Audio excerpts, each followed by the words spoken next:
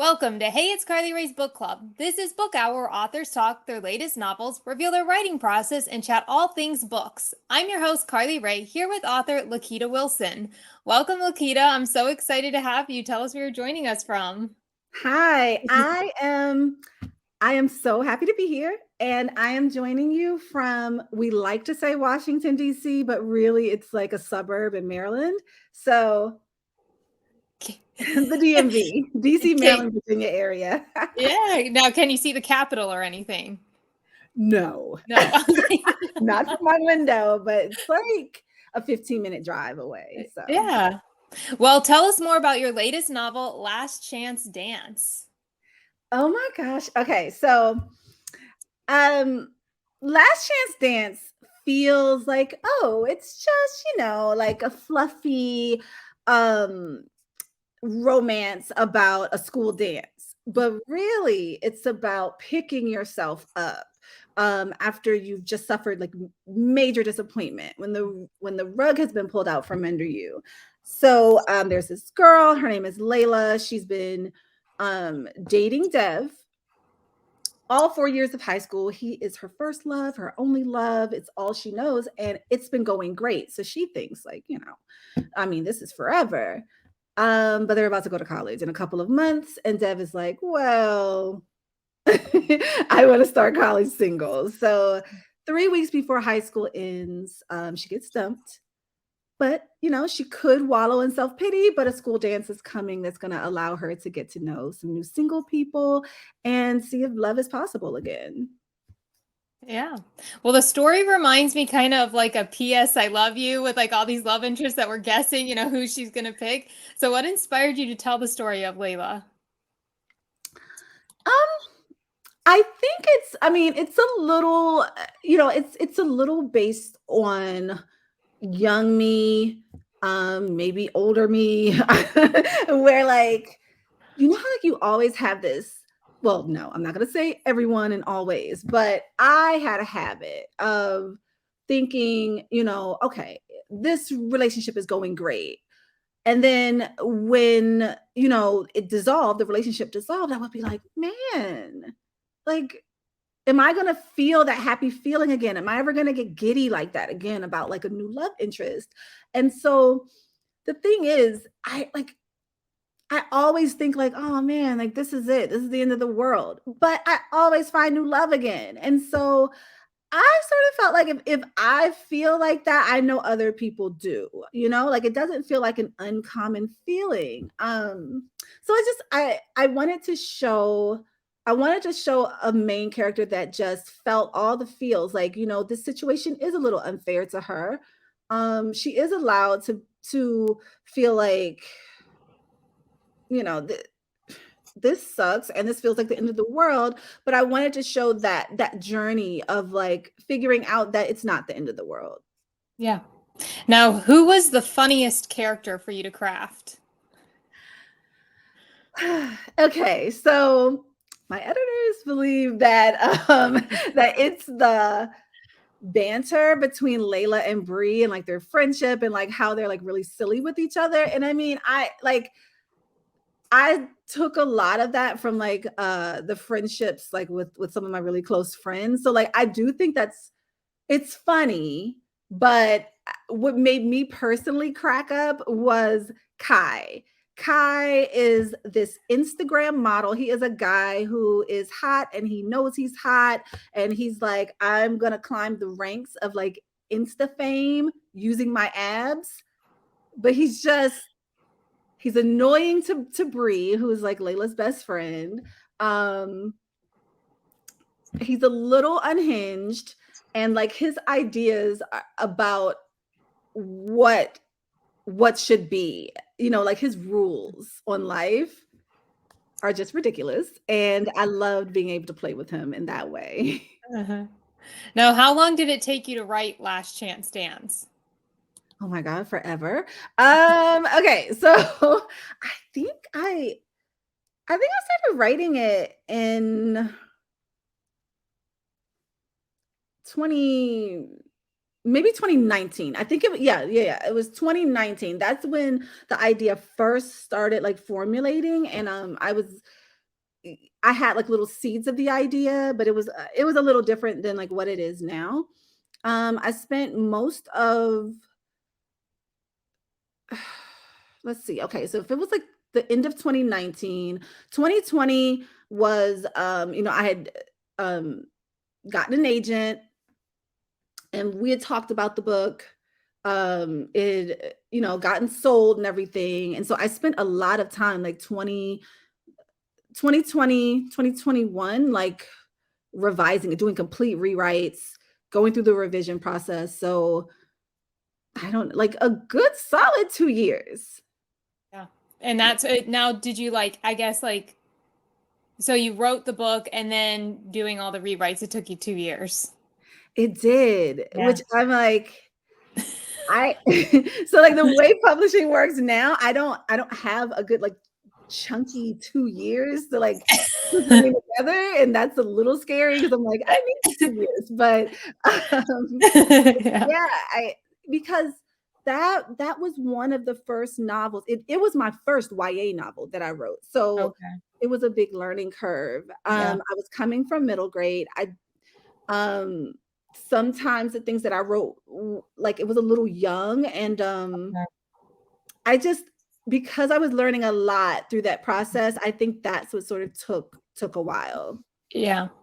Now, when you started like writing this book, like, did you always know who Layla would end up with at the end? Or did it change? I did.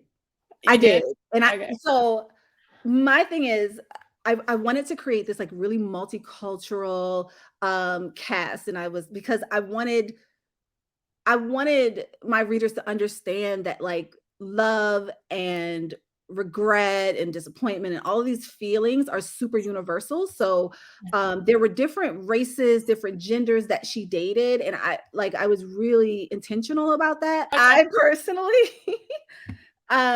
personally wanted to see um I wanted to see a certain person win. And so I I wrote to that. I didn't always know what would happen with some of the love interests that didn't work out, but I knew from the very beginning who I wanted her to end up with.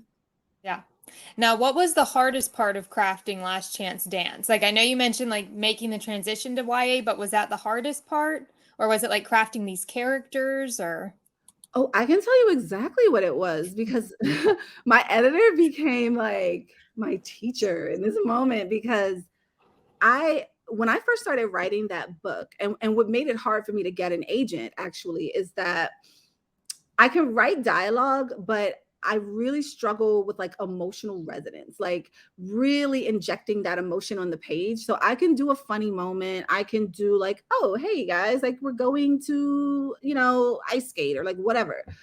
But to really show the reader how the characters are feeling in that moment and have them sort of talk about it on the page or think it internally was really hard for me. I was like I was glossing over that part, and so it made the chapters really surface. And so, my wonderful editor would give me like these little reminders. She would be like, "Hey, um, we want to add a little more emotion, like let's really dig into the character and let's get into her brain." By the end, she was like, all right, here we go. I'm gonna give you some notes, like, right, why don't you inject a little emotion here? But having someone really dig in like that with me taught me how to inject that emotion. And so when I see reviews that mention emotion, knowing how badly I struggled with it, I personally am really proud of myself because I'm like, you guys should have you guys should have seen where I came from. Like it was definitely hard for me. Well, do you think that will help you like in your next like YA, like kind of like keeping her like in the back of your mind now? So you know what? We rarely have like phone conversations. Like most of Okay. our interactions are in the margins. Like, she's writing notes to me, I'm writing notes to her, we're emailing each other. But I hear my editor's voice. Like I hear her voice when I'm writing now. I'm like, what would Kelsey say? Like, so and so I'm able to sort of like self-edit myself before it gets to her. So I'm personally hoping that we don't need 2 years, because I am actually getting ready to start on YA number 2, and I'm like, I know what the plot is, I know, where we're going, but will I need as much hand holding? We'll see. Okay.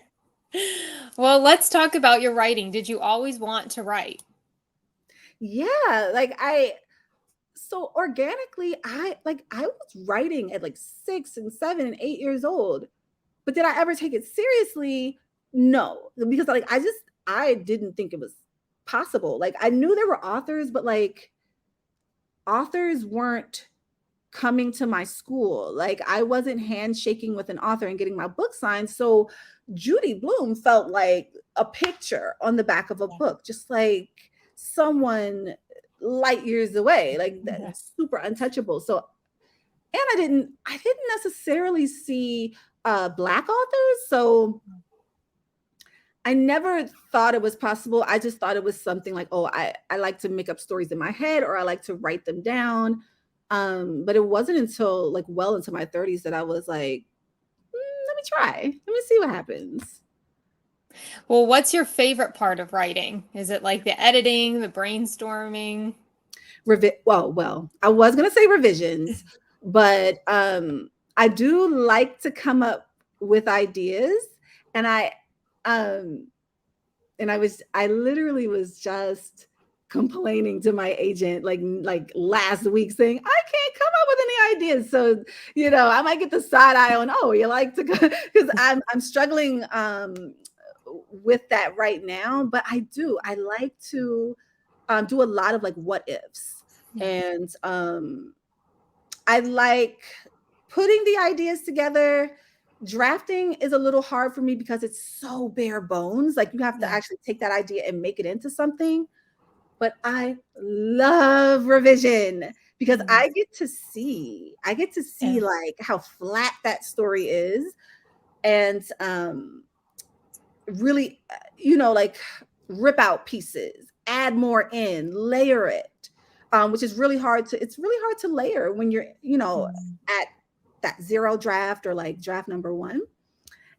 And revision can be more of a like a I feel like I can collaborate more in the revision process, because my editor actually sees this thing that I have, and she's like, all right, like, here's the potential, but like, what do you think about this? What do you think about that? And I use that to sort of dig in.